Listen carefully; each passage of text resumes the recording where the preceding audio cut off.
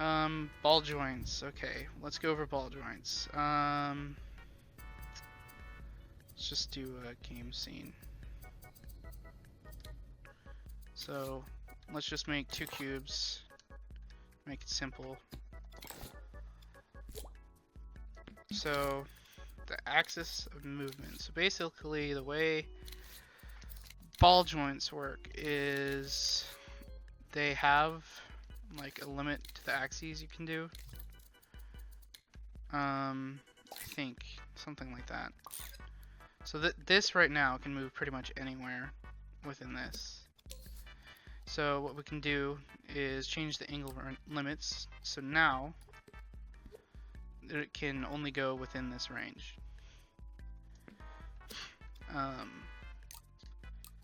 Unfortunately, with ball joints, you can't really restrict like up and down and left and right. You have to use this like angle limiter. So one thing you can do, for example, if you want, I don't know what this does. I don't know what that does, honestly. Lock rotation, maybe you can't rotate it.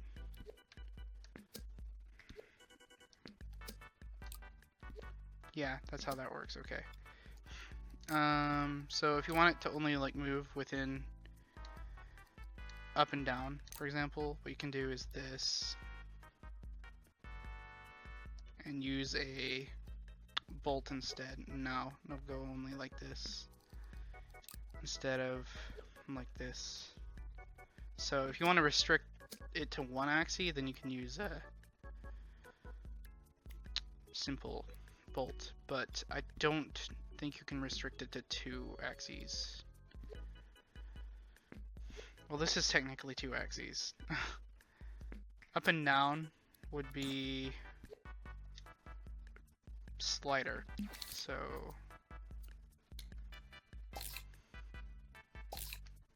no, I did not want to go inside of it. There we go. So that's in 1 axis.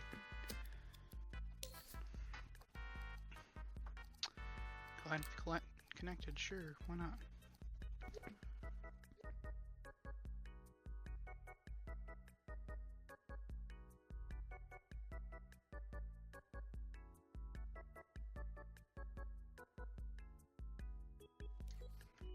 Alright.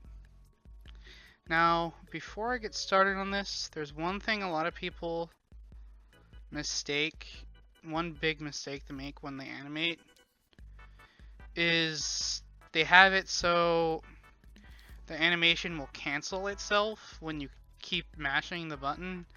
So if you're like continuously spamming the square to attack with the sword, it will continuously repeat from the beginning over and over again instead of completing the animation and then going on.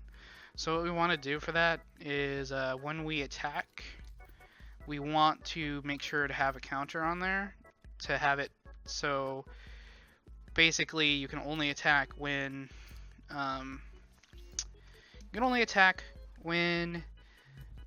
it is not playing. The animation is not playing. So we're going to get an timeline, and first of all we'll set that up. So sustain is good for most things, but I prefer to use once. I don't know why once isn't default considering it's on the very left.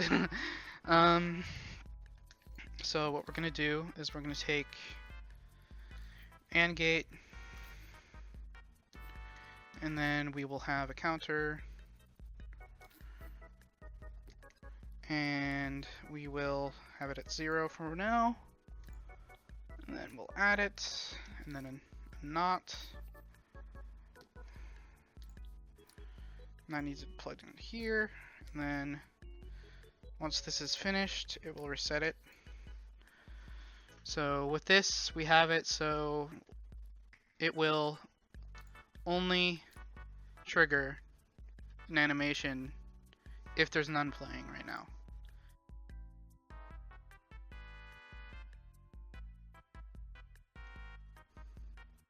A keyframe is basically A keyframe is a data set, as in it is a bunch of like numbers, or it stores the state of something. So a keyframe, this keyframe for example, it stores the rotation data of his arms and the rotation and position data of his torso and his feet. That is what a keyframe is.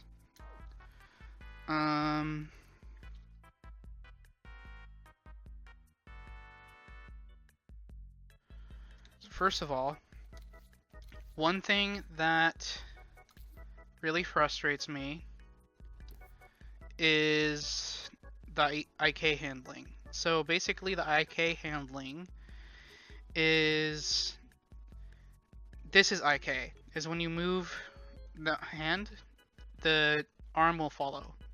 If you do this and just have it like position, like I'm moving it, so it's setting the position and the rotation of the hand. And when you do this,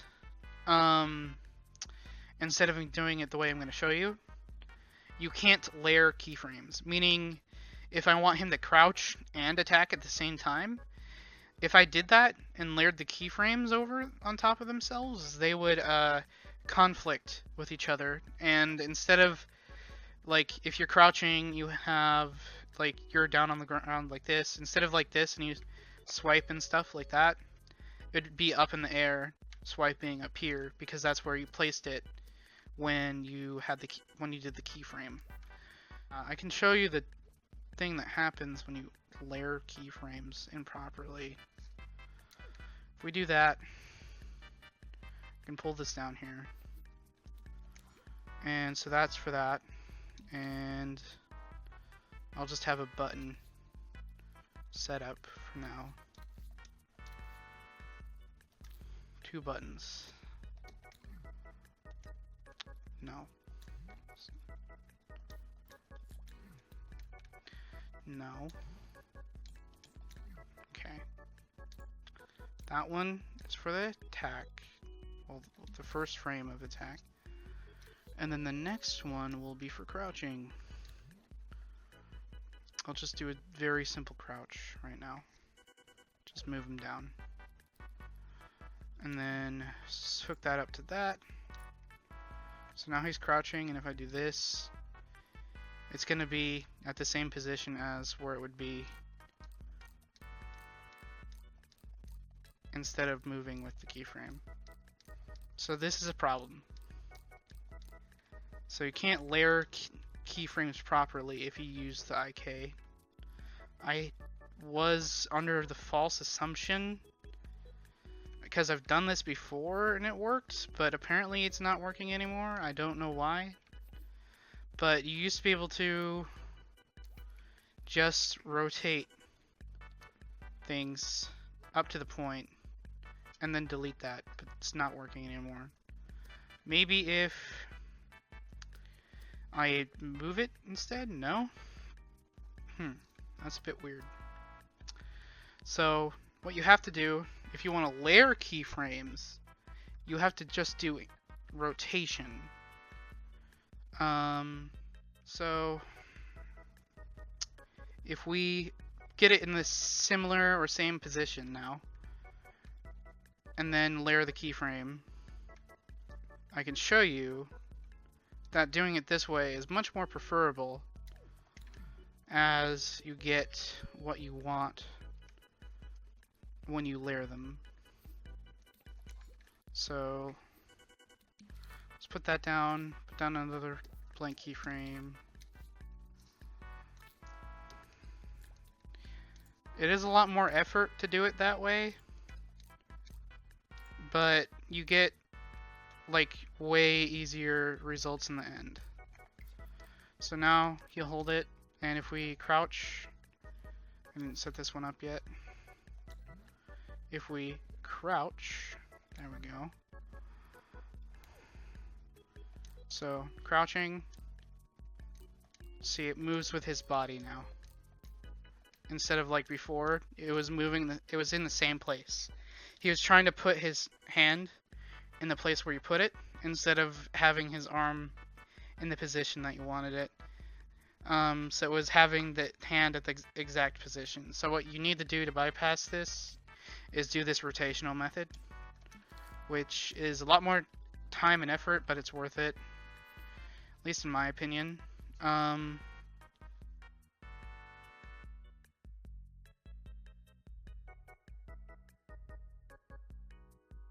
You're doing keyframe, it's generally not a keyframe but an animation.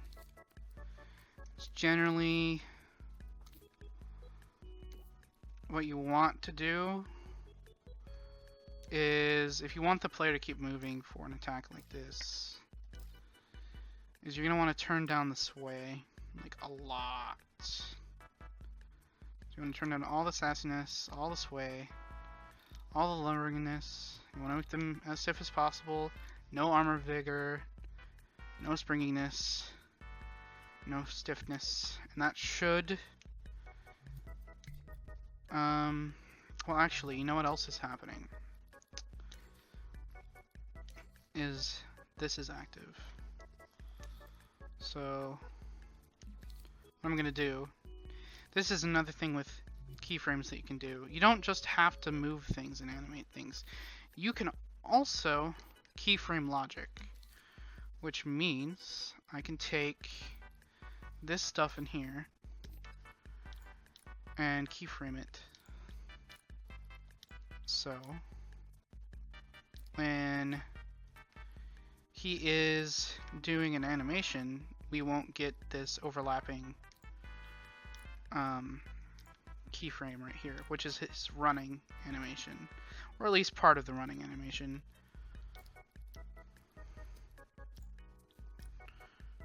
So what we can do with this is turn off the switch. So now when this is active, it will be off, and we should see the correct behavior, I believe. There we go. Look at that.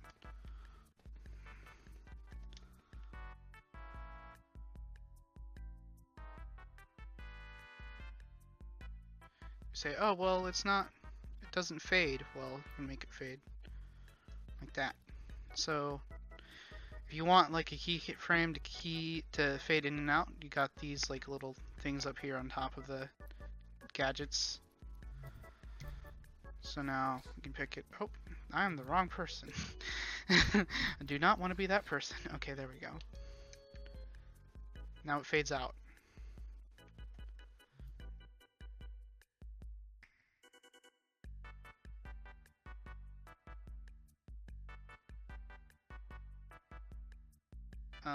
And the bones tab. What is the bones tab for? So basically, let's say you make like a completely custom like puppet, and you bring it into this, and you're like, well, it's not animating correctly, blah blah blah. Or you end up doing something like this, and you go into the puppet, and you're like, no, I don't want this head. And then you're like, okay, let's find a different head. Like this, for example. Oh look, another example of, of the thing I said not to do.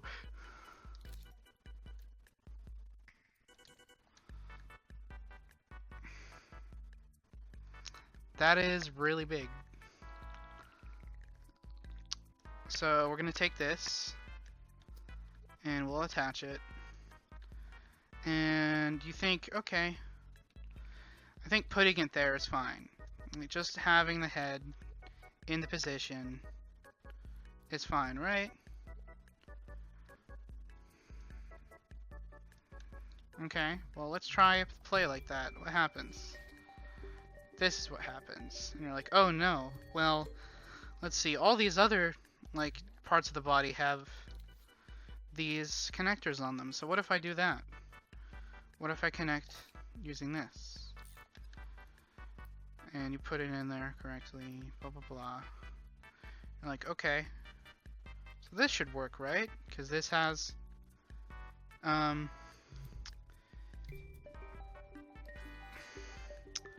has all of the things, right? And no. That's what happens. So what you need to do, if you want to completely replace the head like that, is,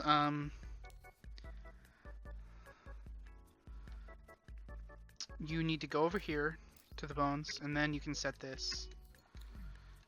And then you can play. And then you can... Now, look, it's great. It works now.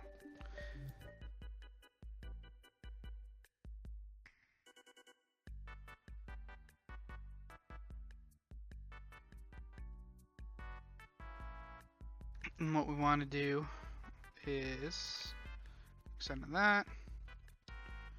Go into here.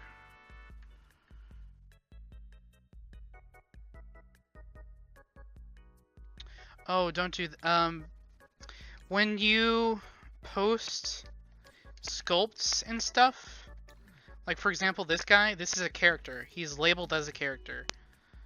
When I want to bring in this character, look what happens. It completely changes the look of the scene, and it has a gradient effects chip as well, so it changes the visuals of the scene. Please don't include logic like that if you are going to publish something as a sculpt or like a character. If you're publishing that as like its own chip on its own, yeah, great, that's great, but please don't include stuff like that in your character sculpts or like any sculpt or anything that you bring in. Like for example, a really good reference to what I'm talking about is this. So this is a remix of that song, and look, it just completely destroys your scene when you want to bring in this music. So what you need to do is you select it, you ungroup it, you deselect the music, and look at that. There's 386 objects, and you have to delete them like that. It's just a really big hassle to do, and I don't know why people would do that when you're like supposed to be publishing things that people are going to use in their levels and remix and stuff like that. So it's just don't do that, please.